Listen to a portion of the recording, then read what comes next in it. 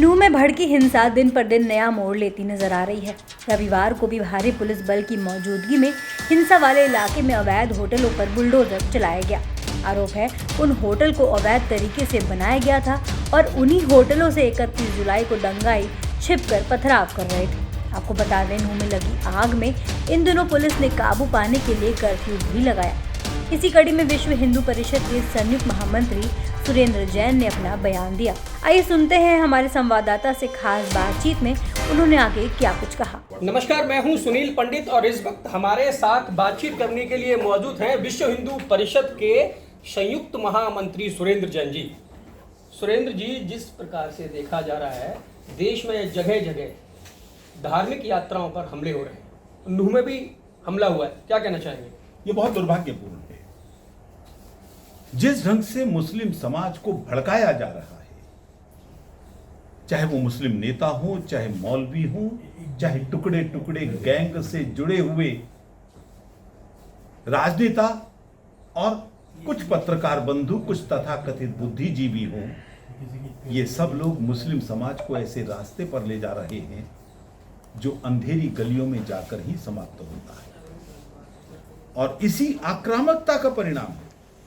कोई भी बहाना चाहिए मुस्लिम समाज पर, हिंदू समाज पर तुरंत हमला करते। रामनवमी के जुलूस पर मैं था ना सिलीगुड़ी में, एक भी नारा मुसलमान समाज के विरोध में नहीं।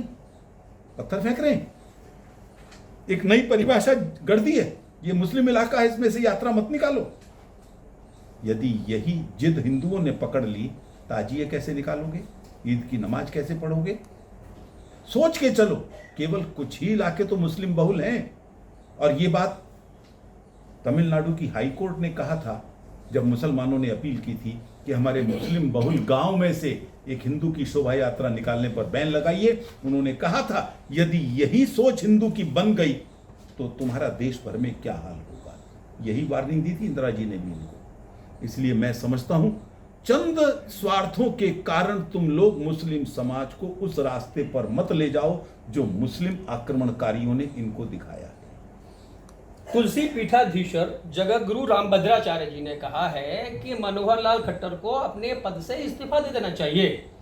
क्या उनको हटाने की प्रक्रिया चल रही है? मैं रामभद्राचार्य जी के चरणों में प्रणाम करके अपनी बात करूंगा। हम सबके आदरणीय हैं, पूरे हिंदू समाज उनका ऋणी है। लेकिन मेवात का इतिहास क्या कह रहा है?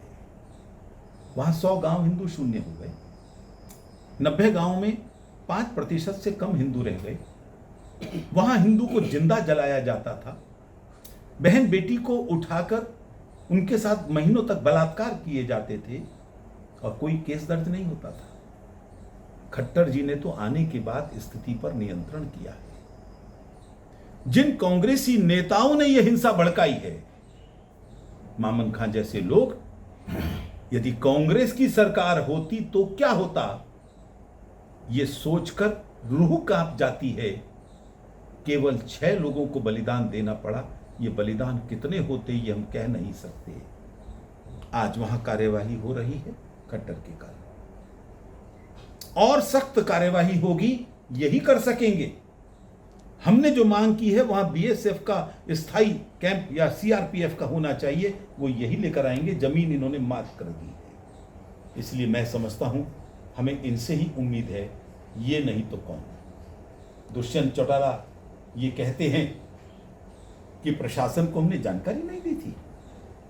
सब चीजें लिखित में है।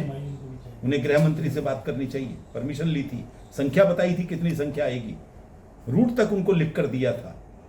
इसलिए अगर ये सेकुलर नेता जिस प्रकार की भाषाएं बोल रहे हैं वो निश्चित तौर पर खतरनाक है। वो ना देश हित में है ना हिंदुओं के हित में है। योगी की तरह मनोहर लाल खट्टर को फायरमैन नेता नहीं होना चाहिए? मुझे लगता है किसी को किसी की नकल करने की जरूरत नहीं है। मैं नहीं कहता कि योगी मॉडल, उससे भी आगे बहुत दुनिया है, वहीं तक आकर रुकें ये जरूरी नहीं है। उससे आगे बढ़ना चाहिए और खट्टर जी आगे बढ़े, यह हम उनका आह्वान करते हैं। योगी के शासनकाल में क्या ज्ञान व्यापी मुक्त हो पाएगी? मुक्त होगी, ये निश्चित है। कानूनी अड़चने डालने की कोशिश कर रहे हैं, लटकाने की कोशिश करें। आखिर 35 साल तक अयोध्या का मामला कोर्ट में नहीं लटकाया क्या?